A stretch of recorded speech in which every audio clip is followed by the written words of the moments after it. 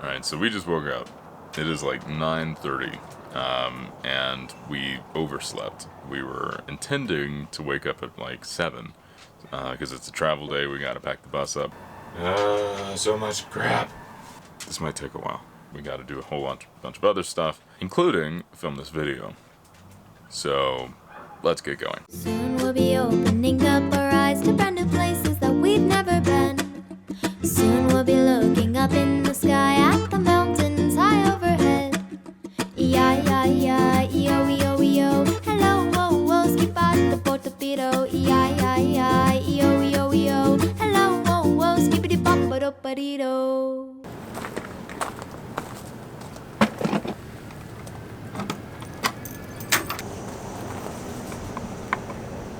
So we just dry camped for the longest that we ever have at 16 days. During that time we didn't get any additional water, and we were able to make it that entire time, which is pretty great. So we're going to talk a little bit about how we made that happen and some of the things that we did to make that water last as long as it could. We're staying at a paid campsite right now, but filling up our water that we depleted after 16 days. So right now we are at a paid RV park. It's not our favorite thing to do, staying at RV parks. We'd much rather stay at a state park. They tend to be cheaper and prettier and have the same, amenities and everything. But this place was fine. It felt safe. We're close to our neighbors. We're in a gravel lot. There's chain link fence and construction and road noise and everything. But it was a good place to dump our gray, refill our fresh tanks, and take a shower. In fact, it was the cleanest showers I've ever run into at a campground. So, we do this a couple times a month, and it allows us to push that reset button so we can move on to our next boondocking adventure. So we knew from the very beginning that we wanted to carry enough water with us to be able to dry camp for 14 days. That's because we plan to stay on BLM land a lot, and on BLM land you can typically stay 14 days for free. But we had no idea how much water we needed to make that happen. So living in our school bus conversion, we have one man, one woman, one big dog, and one little dog. That's 4 things consuming water every single day. We did a ton of research trying to figure out how much water we needed to carry to last us 2 weeks. We settled on 63 gallons on board. We later decided to add another 19 gallons so that we could just extend a few days, or for an emergency situation, we thought it was a good idea. We can now confidently say that 63 gallons was the right amount for this family. And with our last boondocking experience, we were even able to extend 2 days with our extra jugs and still had water to spare. So the first time we tried to dry camp, we only made it around 10 days. That was up in South Dakota. Since then, we've learned a lot about conserving water and what things that we were doing that was draining the most water that we could sort of change and help conserve a lot more. We've learned a lot since then. Right off the bat, we made one really good decision for saving water in the bus: the composting toilet. In a traditional home, if you have old school toilets, you're using up to 3.6 gallons per flush. That averages about 18 gallons a day per person. For the composting toilet, there's no water used for number 2s and just a little spritz of water and vinegar mix for number 1s. Pretty great.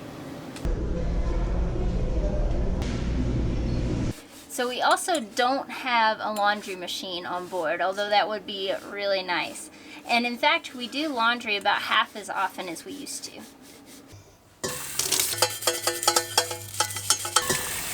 So here are some other ways we save water. The first thing we had to do is identify what was draining the most water, what things were taking up the most water. And that was the dogs. Washing dishes was a really big one, and I can't remember what the other one is. Making coffee. Making coffee. We drink a lot of coffee. Don't worry, it's just gray water. Yeah, but other people have dumped here. Dust the gloves. So we can't make changes to how much the dogs drink or how much water we really need, but we can do some other things to help conserve and actually make our water last a lot longer. Alright, so we gotta have coffee in the morning. we're addicted. We're not picky, but we gotta have it. And so one way that if we're really trying to conserve water is instead of using the French press, we use one of these. So this is a reusable coffee filter. It's just pour over. These little legs are really cool. They kind of clip to the top of your mug. And we got one of these a year ago. Loved it so, or no, like 3 or 4 years ago. Loved it so much. We bought another one, and they're awesome. You just put the grinds in here, pour over, clip it, unclip it, you're done.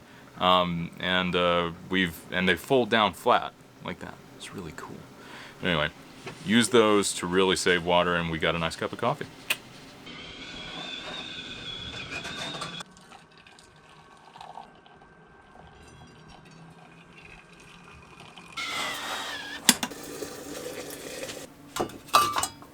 Doing dishes is definitely one of our biggest water wasters in the bus.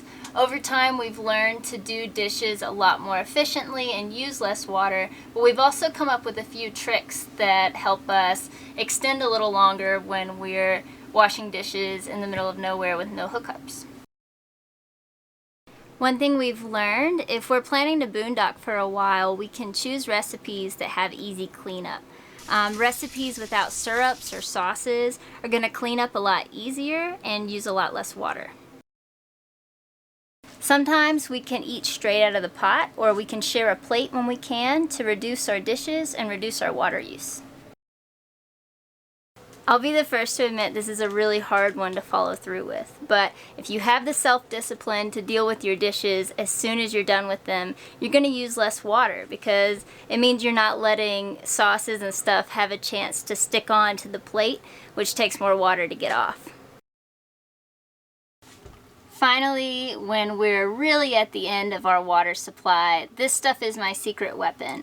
This is Lysol Daily Cleanser, not sponsored. This stuff is awesome. They recommend it for using on baby pacifiers and cutting boards. You spray it onto your dishes and you let it soak for a few minutes. There's directions for how long you should let it soak, and then you wipe it off. There's no rinse required, no water required, and you can use a cloth towel. You don't even have to waste your paper towels for this stuff. Pretty cool.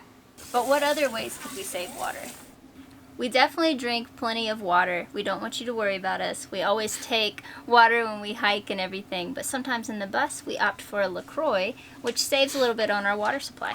Yeah, we probably drink too many of those, but they do help even out, our consumption of water out of the fresh tank. So that helps us extend a bit.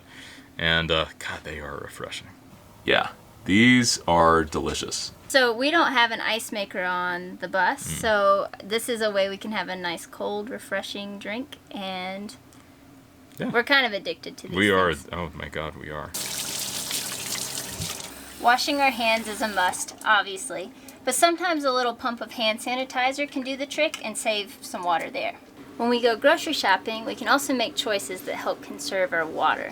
For example, choosing something like making sandwiches or soups over pasta, which require a lot of water to boil. Sometimes I can also make decisions to steam something like potatoes instead of boil potatoes, and that can save a lot of water.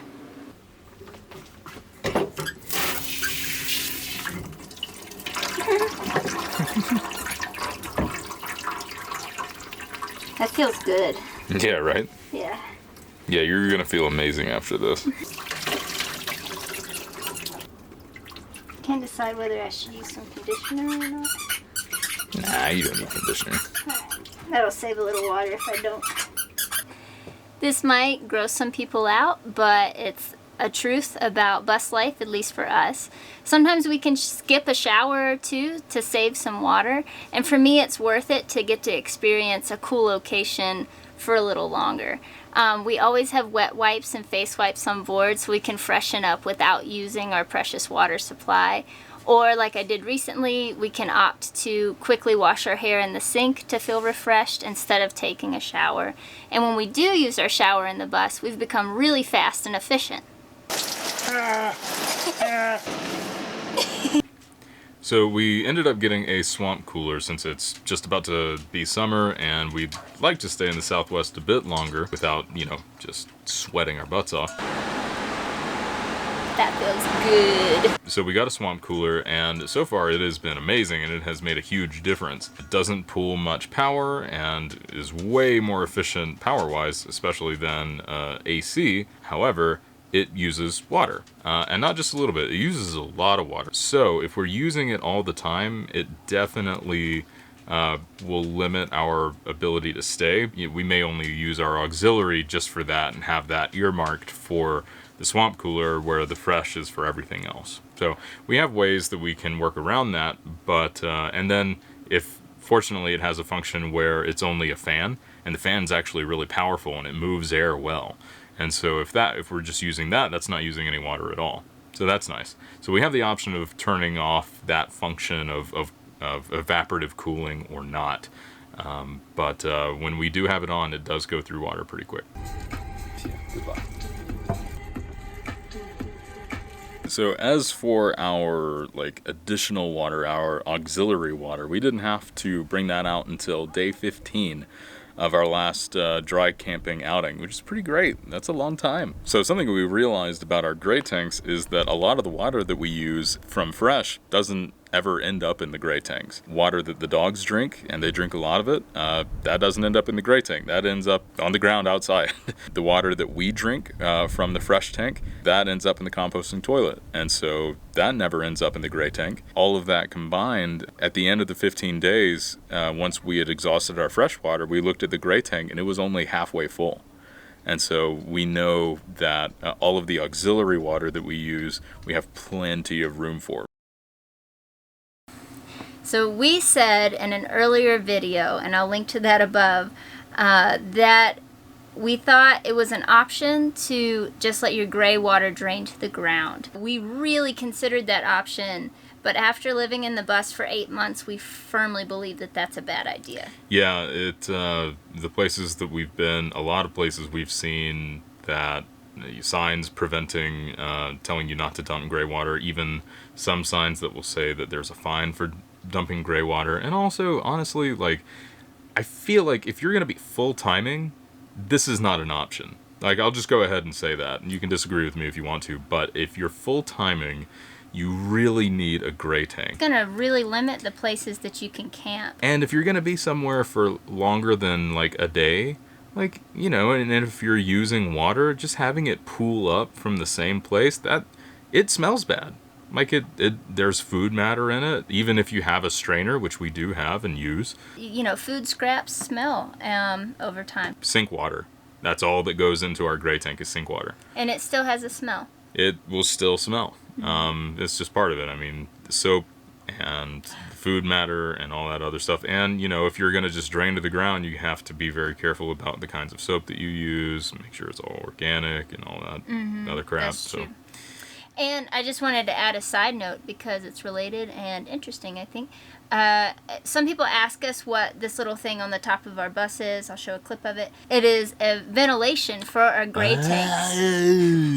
Yeah, okay. And I'm really glad.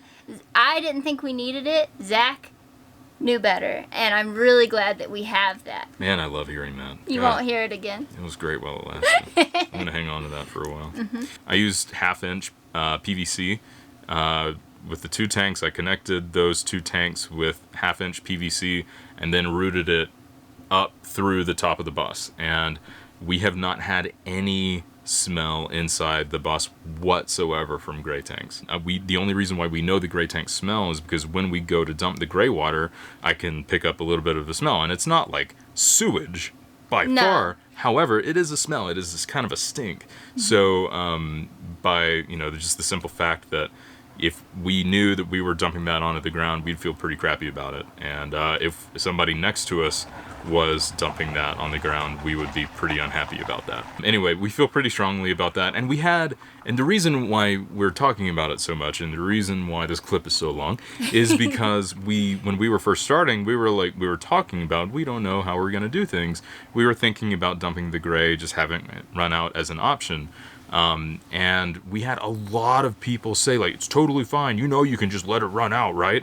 And we were like, I guess sometimes you can. And if you're just if it's just a gallon or 2, sure, and you're there for a day, I mean, whatever. Yeah, sure. Of course. Yeah. And you're using those organic soaps and stuff. I think that's important. That's important, and that's fine. But if for you're going to 2 be there weeks? for like a week or 2 or even several days, and you're using a lot of water, it's a thing, you know. Yeah. And it's not. It is not a good thing. So highly recommend gray tanks. If I can install it, you can install it. That's it. That's all I gotta say about that. So finally, we want to talk about where we dump our gray and how we press the reset button. Basically, we spend as long as we can out free camping, enjoying nature. Then we go to a paid campsite to dump our gray water, fill up on fresh water, take a shower, and then we head out again. Hey, pretty horsey. So, the answer to how much water do you need, it depends. But for this little family of 4, 2 people and 2 dogs, 63 gallons on board plus another 19 gallons backup has been perfect for about 14 to 17 days of boondocking fun. Yeah. I mean, and that's without hyper conservation either. Like we're trying to be mindful with how much we use. We try not to only use as much as we have to when we're doing dishes, but we're also not skimping. We're also not leaving things unwashed or that kind of thing. So it's been good. It hasn't been too bad. If we really skimped, we could go even further, I think. It would be a good experiment, It would wouldn't be a it? good experiment. See how long we really could if we ultra conserved every day. We'd have to drink more LaCroix. Well, so we think we can sign up now. So, guys, thanks so much for watching. I hope this was helpful to somebody. This was something that we researched a lot and we're trying to find the answers to, and this is not the answer for you necessarily, but letting you know what works for us might help. Yeah, So, we wanted this video when we were making the bus, so hopefully somebody can find this useful. and the best way for this to be useful is if you can tell us how much water you use, the size of your family, how long you can go in the comments. Yeah. That could really help other people, so please put that below. Yeah, we've seen families of 2 go through 100 gallons in the span of 5 days. And we've seen families of like 4 or 5 plus a dog Yeah. use less than we do, so Exactly. Let us know. Thanks for watching, guys. We appreciate it. bye. Bye. E-O-E-O-E-O, E-I-I-I, goodbye, I-I, ski-ba-da-ba-do-ba-dee-die. I was gonna talk in front of it, like. So, here's the thing. Okay, nice crack shot. Your head's not quite in it. Damn. 15 gallons and just like auxiliary for emergencies or just to extend it. Another 19 gallons. So just not pooping.